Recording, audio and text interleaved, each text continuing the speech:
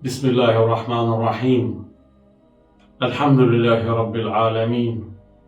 Wassalatu wassalamu ala sayyidina wa nabiyyina Muhammad wa ala alihi tayyibin tahirin wa sahbihi al-muntajabin wa ala al-jami' al-anbiya ilahi wal mursalin. Me emrin e Allahut të gjithë mëshirshmit, mëshirëplotit. Falënderimet i takojnë Allahut të madhëruar. Paqja e bekimet e Allahut qofshin mbi profetin Muhammad, mbi familjen e tij të pastër, mbi shokët e tij të zgjedhur dhe mbi të gjithë të dërguarit dhe profetët e Allahut të madhëruar. Të dashur vëllezër dhe motra, ju përshëndes me përshëndetjen e bukur islame. Selamu alaikum wa rahmatullahi wa barakatuh. Paqja, bekimet, mirësi dhe mëshira e Allahut qofshin mbi ju. Në ajetin 3 të surës Fussilat, Allahu i madhëruar thot: Bismillahirrahmanirrahim. Kitabun fussilat ayatuhu Qur'anan Arabiyyan liqaumin ya'lamun. Ky është një libër ajetet e të cilit janë shtjelluar qartë. Një Kur'an në gjuhën arabe për njerëzit me dije. Në vazhdim të rubrikës ti pyet Kur'ani përgjigjet, sot do t'i përgjigjemi pyetjes çfarë thot Kur'ani për dijen dhe sa herë përmendet fjala dije në Kur'anin e shenjtë. Kur'ani i shenjtë i kushton një rëndësi të madhe dijes. Ai thekson se dija është dritë që udhëzon drejt së vërtetës. Kur'ani e lartëson pozitën e atij që posedon dije. Dija e afron njeriu tek Allahu. Kur'ani i shenjtë inkurajon kërkimin e dijes dhe shtimin e saj, pasi Allahu e konsideron atë pra dijen si shkak për të arritur gradat më të larta dhe për të arritur devotshmërinë. Kur'ani e bën dijen një temë qendrore në mësimin e tij dhe e lidh atë me besimin, reflektimin dhe udhëzimin drejt Allahut fuqiplot. Personi që është i lidhur me Kur'anin, që e lexon dhe e studion rregullisht, do vrej se dija është një nga temat më të përmendura në Kur'an. Fjala dije me format e saj të ndryshme, si i dishëm, e mësuat, mësojnë, dietar, janë përmendur 856 herë në Kur'anin e shenjtë. Nuk ka pothuajse asnjë sure në Kur'an që të mos përmendet dija, qoftë në mënyrë të drejtë për drejtë apo në mënyrë të tërthontë. Kjo është dëshmi e qartë për kujdesin e Islamit që pasuesit dhe udhëtarët e tij të jenë dashamirës të dijes për shkak të vlerave dhe virtyteve të shumta që ajo sjell. Kur'ani i shenjtë na thot se ajetet e para që ju shpallën profetit Muhammed, paqja e bekimet e Allahut qofshin mbi të dhe mbi familjen e tij, janë ajetet që nxisin dhe urdhërojnë për dije, siç thon 5 ajetet e para në surën Alaq: Bismillahirrahmanirrahim.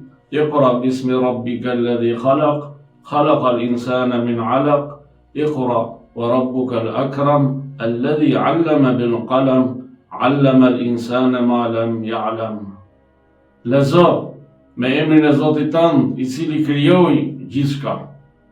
E krijoi njeriu nga një droç gjaku. Lezo, Zoti yt është bujari më i madh, i cili me anë të penës ja mësoi njeriu ato që nuk i dinte. Sa madhështore pra këto ajete.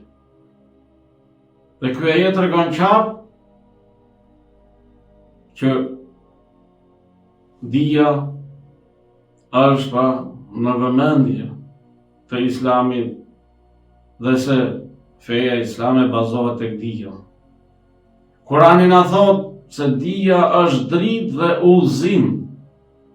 Dija është drita që e nxjerr njeriu nga errësira e paditurisë, ignorancës, dhe është rrugë për të kuptuar të vërtetën, siç thuhet në ajetin 43 të surës Ankebut, dhe këto shembuj ne u tregojmë njerëzve, por nuk i kuptojnë përveç se dietarët.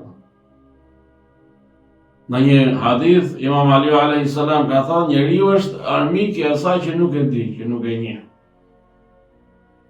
Kurani thot se dija është çelësi i besimit.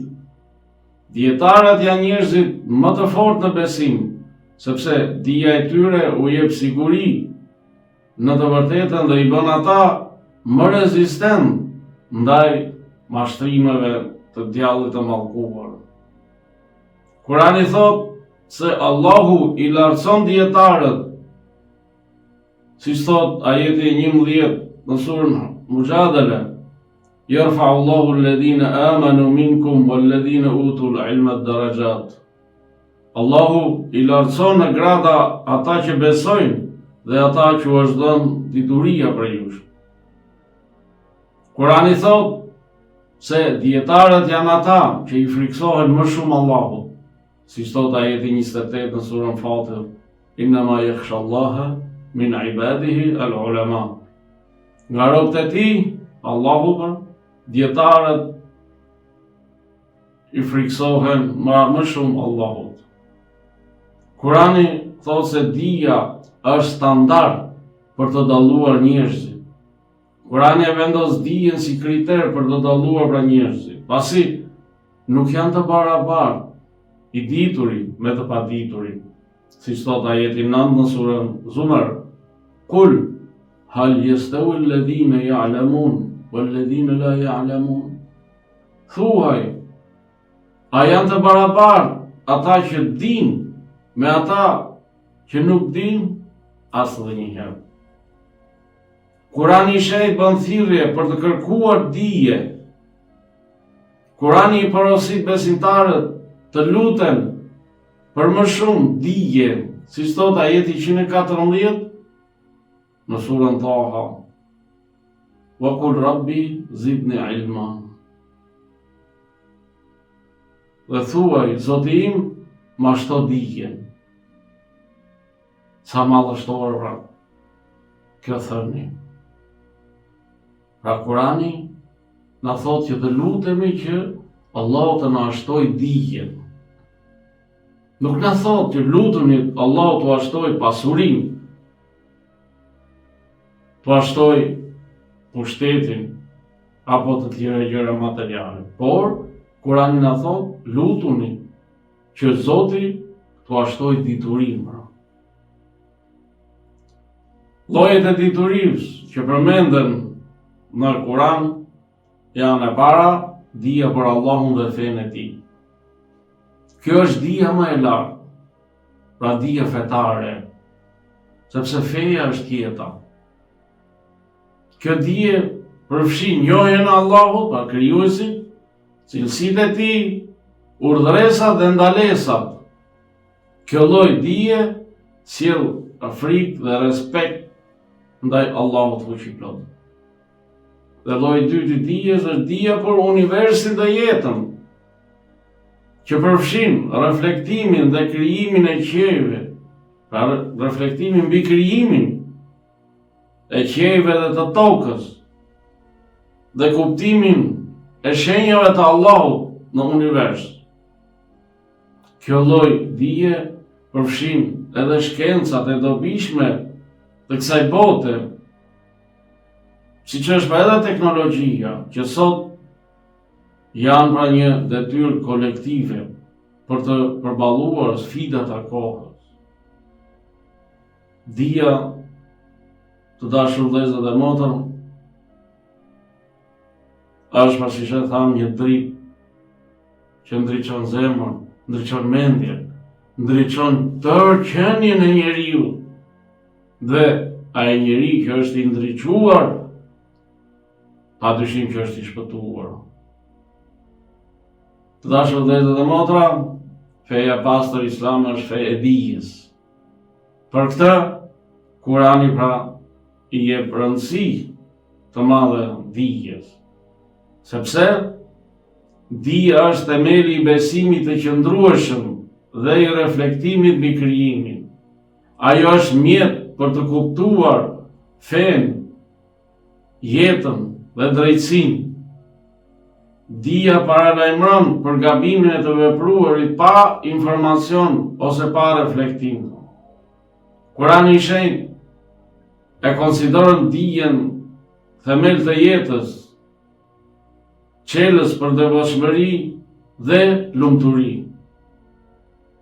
Muslimani duhet të synojë dijen në çdo fushë të jetës së tij. Kurani i Shenjtë i paralajmëron ata që flasin apo veprojnë pa dije, pasi kjo është burimi i humbjes. Në ajetin 36 të surës Isra, Allahu i Madhuar thotë: "Wala taqfu ma laysa laka bihi ilm." Mos ndiq ata për të cilin nuk ke dijeni. Kurani shpjegon se vetëm Allahu di gjithçka dhe se ai zotron dijen absolute, ndërsa njerëzit zotrojnë vetëm aq dije sa Allahu i jep atyre. Siç thot ajeti 85 në surën Isra: "Wa ma utitu min al-ilmi illa qalila."